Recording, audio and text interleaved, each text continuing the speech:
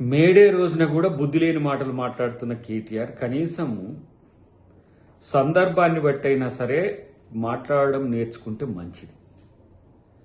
ఈరోజు ఎవరైనా మేడేని ఉద్దేశించి మాట్లాడితే కార్మికులు, వారి సంక్షేమం, అభివృద్ధి ఇలాంటి అంశాల మీద మాట్లాడతారు. కానీ 3 సంవత్సరాలు కూడా ఏం చేయని ముఖ్యమంత్రిని ఏమనాలంటే మరి 9 సంవత్సరాలు కూడా పనిచేయని మిమ్మల్ని ఏమనాలి? మీ ముగ్గురిని కేవలం ముఖ్యమంత్రి మీద విమర్శలతోనే పార్టీని నెట్టుకు రావాలనుకోవడం మీ దౌర్భాగ్యం. కనీసం ఏం చట్టాలు చేసిందో కూడా తెలియని ప్రజాప్రతినిధి నువ్వు.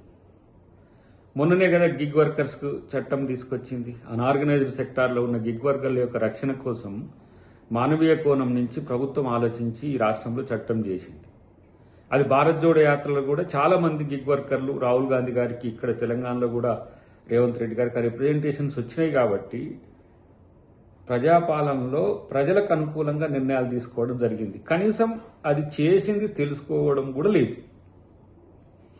కార్మికుల గురించి, కార్మికుల యొక్క చట్టాల గురించి కనీసం అవగాహన లేదు. వాళ్ళ యొక్క సంక్షేమం గురించి పట్టించుకోలేదు. మున్సిపల్ శాఖ మంత్రిగా ఉన్నప్పుడు చూసినాం కదా, హైదరాబాద్లో ఉన్న కార్మికుల మీద ఎట్లా బిహేవ్ చేసింది, ఏ విధంగా వాళ్ళని కర్కశంగా ఉన్నది.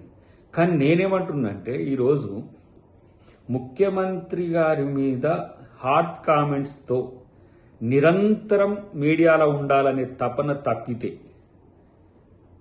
మీ నాయకుల కంటే అది కేసీఆర్ అయినా, కేటీఆర్ అయినా, లేకపోతే హరీష్ రావు అయినా మీకు ఇంకో పని ఏమున్నది?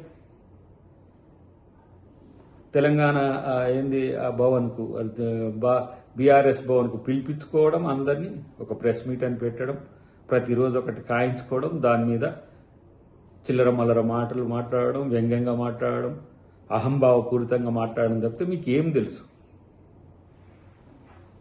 ఇలాంటి పనికిరాని మాటల వల్ల మీ పార్టీ పూర్తి స్థాయిలో శూన్య స్థాయికి వచ్చాయి. అయినప్పటికీ కూడా ఇంకా బుద్ధి సిగ్గు రాకపోయే ప్రతిరోజు ఎవడేమనుకుంటే నాకేమన్నట్టుగా ఇష్టం వచ్చినట్టుగా మాట్లాడడం అనేది మీకు రివాజ్గా మారింది.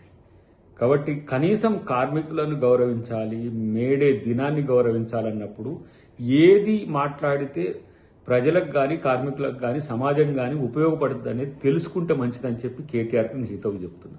పదే పదే ముఖ్యమంత్రి మీద, ముఖ్యమంత్రి కుటుంబం మీదనో, ముఖ్యమంత్రి యొక్క ఆలోచనల మీదనో మీరు చేస్తే ఆయన దూసుకపోతున్నవైనా మీకు కనబడతలే. క్షేత్రంలో ప్రజల్లో ఒక ప్రజానాయకుడిగా ఎదుగుతున్న తీరు మీకు నచ్చకనే ఇలాంటి పిచ్చి ప్రేలాపనలు చేస్తున్నారు తప్పితే మరొకటి లేదు. కాబట్టి ఇలాంటి ప్రకటనలు మానుకోవాలని చెప్పి నేను కోరుతున్నా.